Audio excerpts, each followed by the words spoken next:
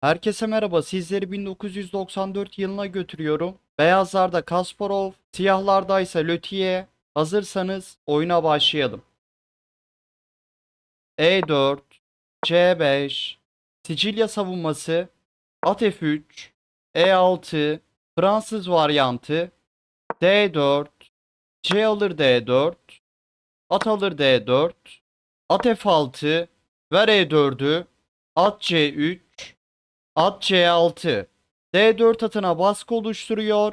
Kasparov at alır C6 yaparsa Lötiye B alır C6 ile alışı merkeze doğru yapar. Yarı açık B dikeyine sahip olurken kolay bir şekilde D5 oynayabilir. At DB5, at D6 girip rakibinin filini almak istiyor. D6, at D6 girişini engelledi. Fil F4, Kasparov 3 taşla D6'yı istiyor. Rakibini E5 sürmeye zorluyor. E5. D6'ya olan baskıyı sonlandırırken fili istedi. Kasparov da rakibine E5 sürdürterek D5 karesini zayıflattı. Fil G5. Atı açmazı alıyor. İstek at D5 gelip C7'den çatal istemek. A6. Atı kovuyor. At A3.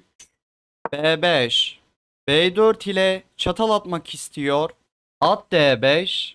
Çatal tehdidini engellerken açmazdaki F6 atına baskıyı artırdı. Fil E7. Açmazdan çıkıyor ve roka hazırlıyor. Fil alır F6. Kasparov filinden vazgeçiyor. D5'i kontrol eden atı kırıyor. At kırılınca D5 karesinin kontrolü Kasparov'a kalıyor. Fil alır F6. C3. C2 karesinde atı için yer açtı. At C2, at CE3 manevrasıyla D5'e yerleşen atı destekleyebilir. Kısa rok, şah güvenliğini sağladı. Bu arada destek olmak isteyenler için katıl özelliği mevcut. Devam edelim. At C2, kale B8, B4 sürüşüyle vezir kanadından atak başlatmak istiyor. H4. Kasparov şah kanadından atağa geçiyor. H4 piyonu boşta gibi dursa da fil alır H4 yapılırsa vezir H5, ver fili, fil kaçarsa vezir alır H7 mat var. G5 ile fil desteklenmeye çalışılırsa Kasparov G3 hamlesiyle fili sıkıştırırdı. Nerede kalmıştık? H4. At E7, D5'e yerleşen atı sökmek istiyor. Kasparov bu konumda at C3 ile D5 atını desteklemek isterse at alır D5, at alır D5, fil E6. Siyahlar istediği zaman D5 atını fille kırabilir. Kaldığımız yerden oyuna devam edelim. At E7. Bu hamle Kasparov'a rakibinin şah kanadı piyonlarını parçalama fırsatı veriyor. At alır F6, G alır F6. Kasparov rakibinin şah kanadını parçalamayı başarırken Lötiye de D5'e yerleşen attan kurtuldu. Fil D3. Filin çaprazı şimdilik kapalı olsa da ileride aktifleşebilir. D5. Lötiye D5 sürüşüyle D5 zayıflığından ve geride kalmış D6 piyonu zayıflığından kurtuluyor. E alır D5. Ama Kasparov da filini aktifleştiriyor. Vezir alır D5. Ver G2'yi. At E3. Tempoyla veziri isterken G2'yi korudu. Vezir E6. Vezir H5. Tempoyla veziri şah kanadına aktardı. Vezir alır H7. Mat istiyor. E4.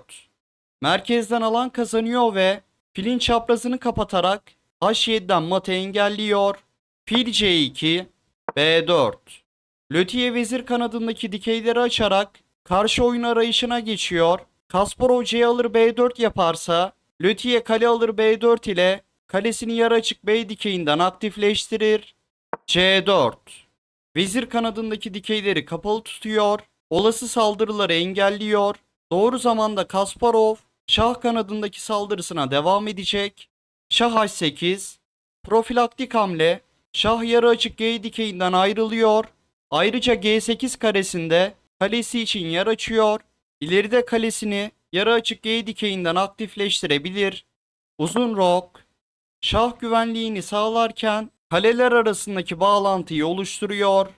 F5, E4'ü desteklerken vezirin yatayını açtı. Duruma göre vezir şah savunmasına yardıma gelebilir. Vezir G5, Kasparov vezirini yarı açık G dikeyine getiriyor. Kale B6, Lötiye kalesini 6. yataydan hem şah savunmasında hem de olası vezir kanadı saldırılarında kullanabilir. H5, Kasparov şah kanadı saldırısına devam ediyor. Kale C6, Lötiye kalesini yarı açık C dikeyinden aktifleştiriyor. Şah B1, profilaktik hamle, şah yarı açık C dikeyinden ayrıldı. Kale C5, rakip vezirle kalesini aynı yataya getirdi. İleride F4 sürüşüyle ver atı, ver veziri demek istiyor. H6, vezir G7 bir hamlede mat istedi. Vezir E5, vezir G7 karesinden matı engellerken Lötiye F4 sürüşünü hazırladı. Kasparov boş bir hamle yaparsa örneğin B3, kale G8, ver veziri, örneğin vezir H5, F4, ver atı, aynı zamanda vezir takası istiyor. Kasparov'un saldırısı son bulur. Dengeli bir oyun olurdu. Kaldığımız yerden oyuna devam edelim. Vezir E5, kale H5, F5 piyonunu açmaza alıyor ve rakibinin F4 sürüşüyle rahatlamasını engelliyor. Kale G8, ver veziri, Kasparov at G4 geliyor ve Lötiye oyunu terk ediyor. Bu konumda kale alır G5 ile vezir alınırsa at alır E5, kale alır H5 ile kaleyi almaya fırsat yok.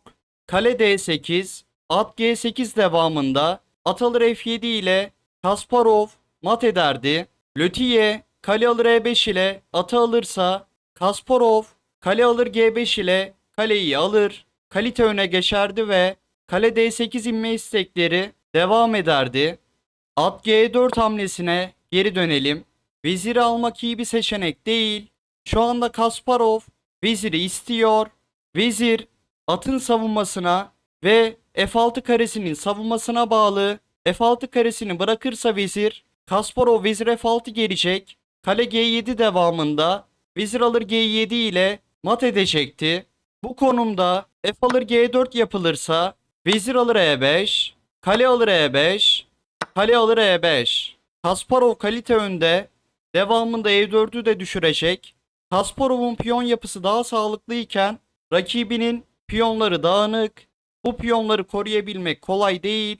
Bu Kasparov'un çok üstün olduğu bir oyun olurdu. Lötiye'nin terk ettiği konumda videoyu bitirelim. At G4. Analizi beğendiyseniz videoyu beğenmeyi ve kanala abone olmayı unutmayın. Sonraki videoda görüşmek üzere.